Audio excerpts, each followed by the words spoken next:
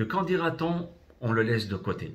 On doit absolument essayer d'être en accord avec la Torah. Vous voyez, le Rabbi Tzion Abba Shaul, il raconte, le Rabbi Tzion Abba Shaul, c'était, il y a bien une trentaine d'années qu'il est parti de ce monde. C'était le Rosh Yeshiva de Porat Yosef. Il était avec Chacham Obadia Yosef, avec Rav Tzadka, avec Rav Cohen, Rav Shalom Cohen.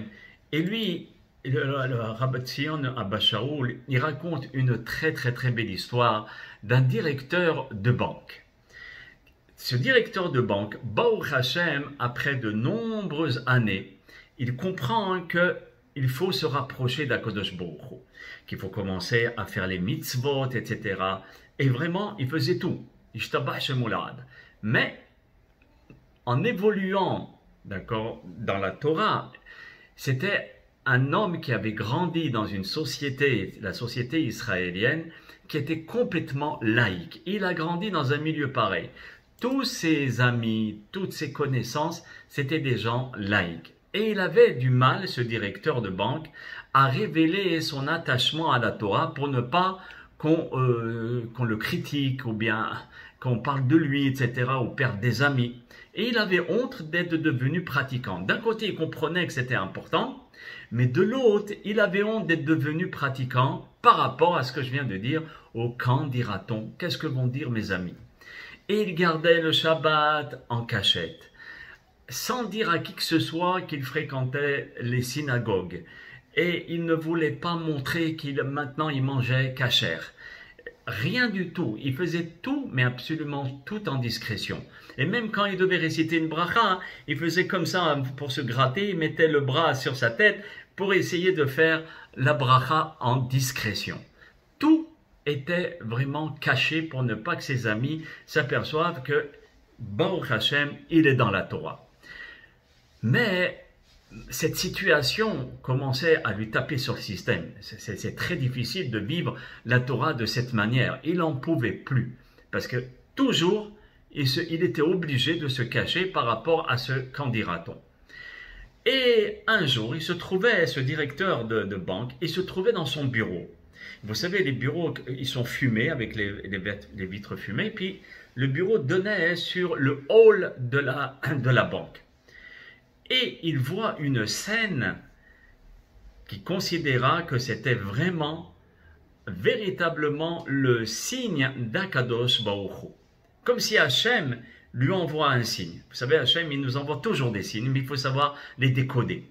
Et qui il voit? Il voit un homme qui était devant lui, d'accord? Lui, il était dans son bureau, et il se tenait dans la file d'attente pour parler à un employé de la banque. Très bien, il attend, etc.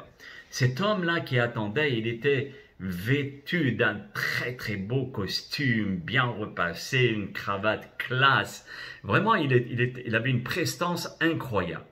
Et ses deux mains tenaient un très gros sac en papier. Et on voyait que ce sac était très lourd. Et cet homme-là, il jetait un regard à droite, à gauche, comme s'il avait peur qu'on le regarde. Il se méfiait de quelque chose, mais on ne savait pas quoi. Et de temps en temps, il relevait un petit peu le sac pour bien le tenir, et on voyait qu'il était vraiment stressé. Il était impatient de vite donner ce sac au responsable de la banque.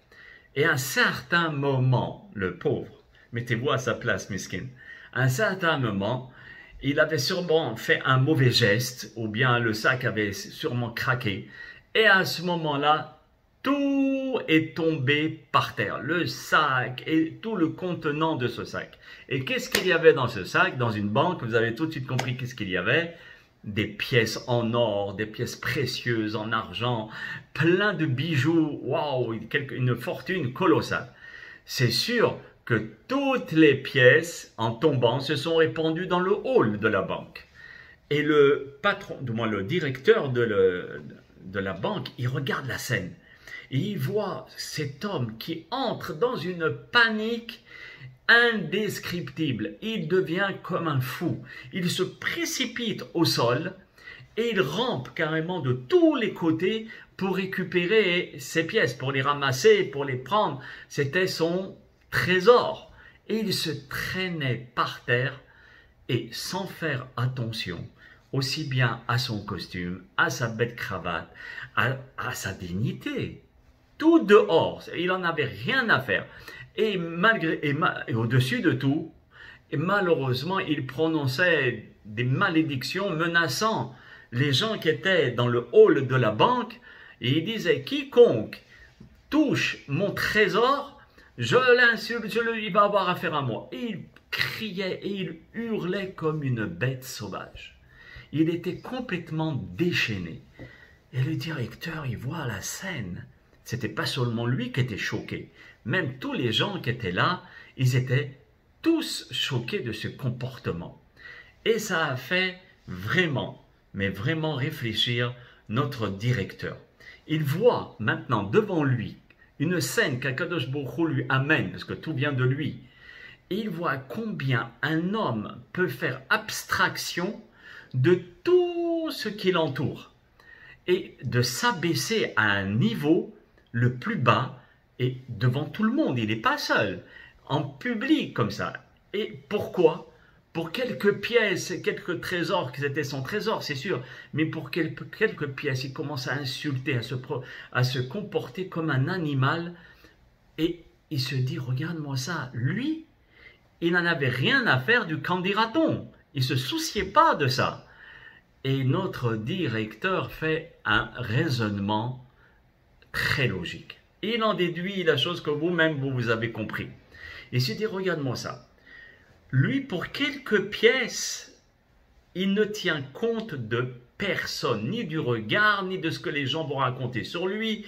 Il se comporte comme un animal.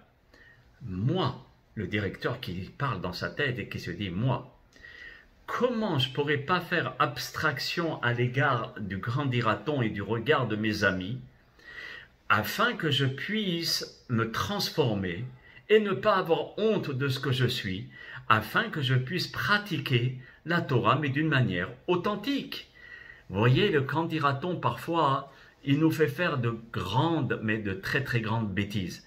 Et Hachem Yitbarach a eu pitié de lui, franchement, il a eu pitié de lui, afin de l'aider à arrêter de faire sa Torah, ses mitzvot, en discrétion et d'avoir honte des autres. Vous voyez, mes chers amis, donc c'est là, si vous voulez, l'importance. Ça veut dire de mettre de côté le candidaton. Donc il faut mettre en place la vraie Torah, pas une Torah de show, vous voyez, ou bien de candidaton. Ah, le candidaton, qu'est-ce que les gens vont raconter sur lui? Il doit mettre ça de côté et faire la volonté d'Akadosh Baruch Hu comme c'est marqué dans sa Torah à Kedusha.